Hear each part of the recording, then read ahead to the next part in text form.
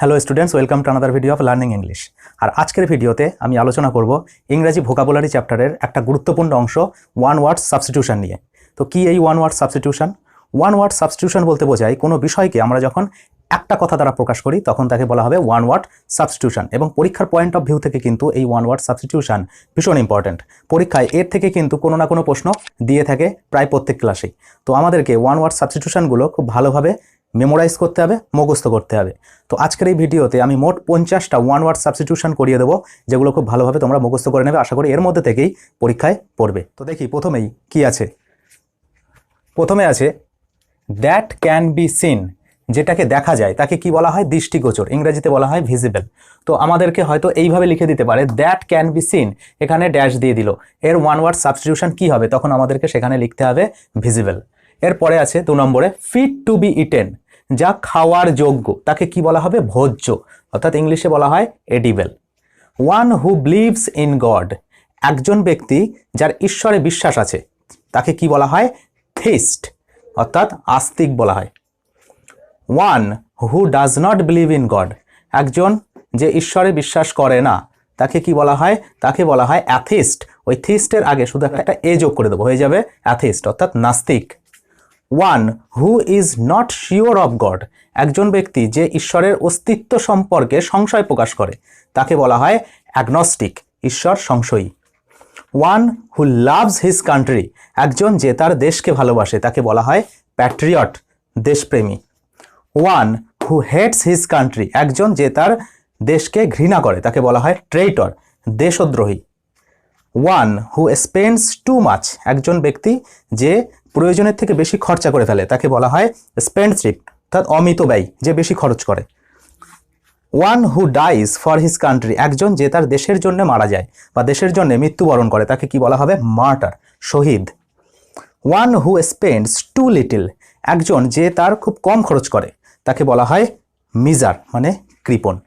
তো এরপরে হলো এ place where books are kept, এমন এক জায়গা যেখানে বই রাখা হয় তাকে কি বলা হবে? লাইব্রেরি, গ্রন্থশালা। A place where planes are kept, যে বিমানগুলোকে রাখা হয় তাকে বলা হয় hangar.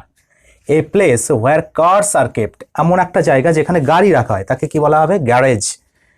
A man whose wife is dead, একজন ব্যক্তি যার স্ত্রী মারা গিয়েছে তাকে বলা হবে উইডোয়ার, উইডোয়ার, বিপত্নিক। A man, a woman whose husband is dead, একজন মহিলা যার স্বামী মারা গিয়েছে তাকে বলা হয় উইডো, বিধবা।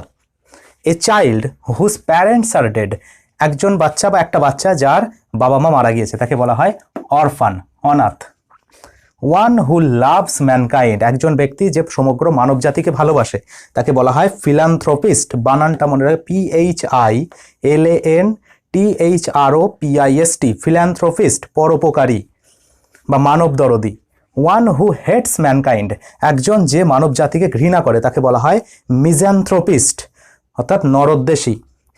ওয়ান হু হেটস উইম্যান, একজন যে মহিলাদের অপছন্দ করে বা মহিলাদের ঘৃণা করে তাকে বলা হয় মিজোজাইনিস্ট, নারীদ্বেষী। ওয়ান নোয়িং মেনি ল্যাঙ্গুয়েজ, একজন যে অনেক ভাষা জানে বা one who knows many languages তাদেরকে বলা হয় লিঙ্গুইস্ট, বহুভাষাবিদ। এরপরে হলো one who speaks many languages, আগে বলেছিলাম one who knows many languages, যারা যে অনেক ভাষা জানে তাদেরকে বলা হয় লিঙ্গুইস্ট। আর এখানে one who speaks many languages, যে অনেক ভাষায় কথা বলতে পারে তাকে বলা হয় পলিগ্লট, অর্থাৎ বহুভাষিক। The history of a person, কোনো একজন ব্যক্তির জীবনী তাকে বলা হয় বায়োগ্রাফি, অর্থাৎ জীবনী। The history written on self, একজন যে নিজের জীবন সম্বন্ধে লিখেছে তাকে বলা হয় অটোবায়োগ্রাফি, অর্থাৎ আত্মজীবনী। Without the name of the author, লেখকের নামহীন তাকে বলা হয় অ্যানোনিমাস, ছদ্মনামা। One who was born after the death of the father, যে তার পিতার মৃত্যুর পরে জন্মিয়েছে তাকে বলা হয় পোস্ট হিউমাস, অর্থাৎ জনকের পরে জাত। এরপর one who is liked by everybody, একজন যাকে সবাই ভালোবাসে তাকে কি বলা হয়? ওয়ান ওয়ার্ড সাবস্টিটিউশন, একটা ওয়ার্ডে এক কথায় প্রকাশ করলে তাকে বলা হয় পপুলার, জনখ্যাত বা বিখ্যাত। One who is hated by everybody, একজন যাকে সবাই ঘৃণা করে তাকে কি বলা হবে? নটোরিয়াস, কুখ্যাত। অ্যানিম্যালস লিভিং অন হার্বস, যে সমস্ত প্রাণীরা ঘাস পাতা ইত্যাদি খেয়ে বেঁচে থাকে তাদেরকে বলা হয় হার্বিভোরাস। ওয়ান ওয়ার্ড সাবস্টিটিউশন হলো সেই সমস্ত প্রাণীদের ক্ষেত্রে হার্বিভোরাস, তৃণভোজী, আমরা বলি বাংলায় তৃণভোজী।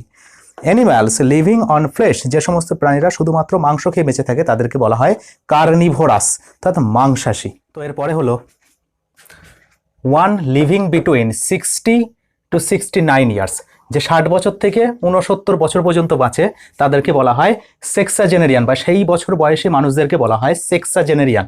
বানানটা মনে রাখবে, SEXAGENARIAN, সেক্সাজেনেরিয়ান মানে 60 বর্ষীয়। One living between 70 to 79 years, একজন যে 70 থেকে 80 বছরের মধ্যে যে বাঁচে, 70 থেকে 79 বছর পর্যন্ত বাঁচে তাদেরকে বলা হয় সেপচুয়াজেনেরিয়ান, 70 বর্ষীয়। One living between 80 to 89 years, একজন 80 থেকে 89 বছর পর্যন্ত যে সমস্ত মানুষ তাদেরকে বলা হয় অক্টোজেনারিয়ান, 80 বর্ষীয়।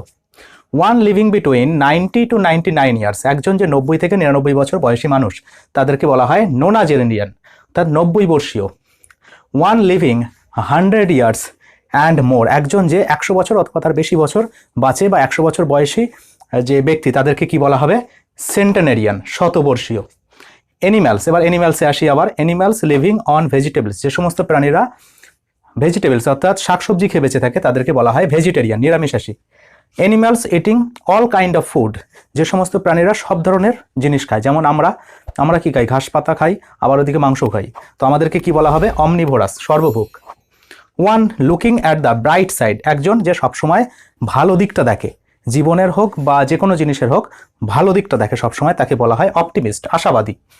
One looking at the dark side, একজন যে সবসময় খারাপ দিকটা দেখে, মানুষের জীবনের খারাপ দিকটা সবসময় দেখে, সবসময় খারাপ জিনিস মনে করে, তাকে বলা হয় পেসিমিস্ট, নৈরাশ্যবাদী। ক্যাপাবেল অফ রিডিং, যে পড়াশোনা করতে পারে বা কোনো কিছু পড়তে পারে তাকে বলা হয় লিটারেট, স্বাক্ষর। And capable of being read মানে যাকে পড়া যায়, উপরেরটা ছিল যে পড়তে পারে তাকে বলা হয় লিটারেট, স্বাক্ষর, এবং নিচেরটা হলো ক্যাপাবেল অফ বিং রিড, যাকে খুব সহজে পড়া যায় তাকে বলা হয় লেজিবেল, সহজ পাঠ্য। তো এরপরে one taking shelter in a foreign country, একজন ব্যক্তি যে অন্য দেশে গিয়েছে আশ্রয়ের জন্য তাকে কি বলা হবে, রিফিউজি, তাকে বলা হয় রিফিউজি, RUFUGEE, অর্থাৎ শরণার্থী। One going out of A country to settle, একজন ব্যক্তি যে দেশের বাইরে গিয়েছে সেখানে গিয়ে বসবাস করার জন্য, সেখানে গিয়ে সেটেল হওয়ার জন্য, সেখানে গিয়ে একেবারে পার্মানেন্টলি সেখানে থাকার জন্য তাকে কি বলা হবে, তাদেরকে এমিগ্র্যান্ট, দেশান্তরী। One coming into a country to settle, একজন যে কোনো এই দেশে আসছে, কোনো অন্য দেশে আসছে সেখানে থাকার জন্য, তাদেরকে বলা হবে ইমিগ্র্যান্ট, অভিবাসী। ইনক্যাপাবেল অফ বিং ওভারকাম, কোনো জিনিসকে যা পার করা যায় না, যা জয় করা যায় না, তাকে বলা হয় ইনভিনসিবল, অজেয়। ওয়ান হু নোজ এভরিথিং, আচ্ছা আরও একটা আছে, ইনক্যাপাবেল অফ বিং প্লিজড। ইনক্যাপাবেল বলতে বোঝায় যা অসামর্থ্য, যা করা যায় না, তো ইনক্যাপাবেল অফ বিং প্লিজড, যাকে সন্তুষ্ট করা যায় না, প্লিজড মানে সন্তুষ্ট করা যায় না, তাকে বলা হয় ফাস্টিডিয়াস, খুঁতখুঁতে। ওয়ান হু নোজ এভরিথিং, একজন যে সব কিছু জানে তাকে বলা হয় অমনিসিয়েন্ট, সর্বজ্ঞ। অমনি মানে হলো সব কিছু, সব কিছু তাকে বলা হয় অমনিসিয়েন্ট, যে জিনিস সব জায়গায় চলতে পারে তাকে যেমন বলা হয় অমনিবাস, সেরকম যে সব কিছু জানে তাকে বলা হয় অমনিসিয়েন্ট। ঈশ্বরের ক্ষেত্রে আমরা এগুলো ব্যবহার করি। ওয়ান হু প্রেজেন্ট এভরিওয়্যার, একজন যে সব জায়গায় উপস্থিত থাকে বা থাকতে পারে তাকে বলা হয় অমনি। আবার আছে সব জায়গায় মানে অমনি, আর প্রেজেন্ট মানে সব জায়গায় থাকতে পারে তাকে বলা হয় সর্বব্যাপী। One who is all powerful, একজন যে সর্বশক্তিমান বলা হয় অমনিপোটেন্ট, সর্বশক্তিমান। রুল বাই এ কিং, রাজার দ্বারা শাসন করা হয়, তাকে যে জায়গাকে রাজার দ্বারা শাসন করা হয় তাকে বলা হয় মোনার্কি, রাজতন্ত্র। রুল বাই দ্য পিপল, মানুষের দ্বারা শাসন করা হচ্ছে, জনগণের দ্বারা শাসন করা হচ্ছে, তাকে বলা হবে ডেমোক্রেসি, গণতন্ত্র। এই ছিল মোট 50টা ওয়ান ওয়ার্ড সাবস্টিটিউশন, খুব ইম্পর্টেন্ট ওয়ান ওয়ার্ড সাবস্টিটিউশন। এইগুলো প্রত্যেকটা খুব ভালো করে মনে রাখবে, মুখস্থ করে রাখবে, পরীক্ষায় কিন্তু এখান থেকে প্রশ্ন আসতে পারে এবং তোমাদেরকে অবশ্যই লিখতে হবে। এই ওয়ান ওয়ার্ড সাবস্টিটিউশন অনেক হয়, অনেক শয়ে আছে, কিন্তু যেগুলো বেশি ইম্পর্টেন্ট সেগুলো আমি আজকে লিখিয়ে দিলাম। তো আরও এইরকম ইংরাজির ভোকাবুলারি অথবা গ্রামার জানতে এবং নিজেদের ইংরাজির ভিত শক্ত করতে সাবস্ক্রাইব করো লার্নিং ইংলিশ চ্যানেলকে।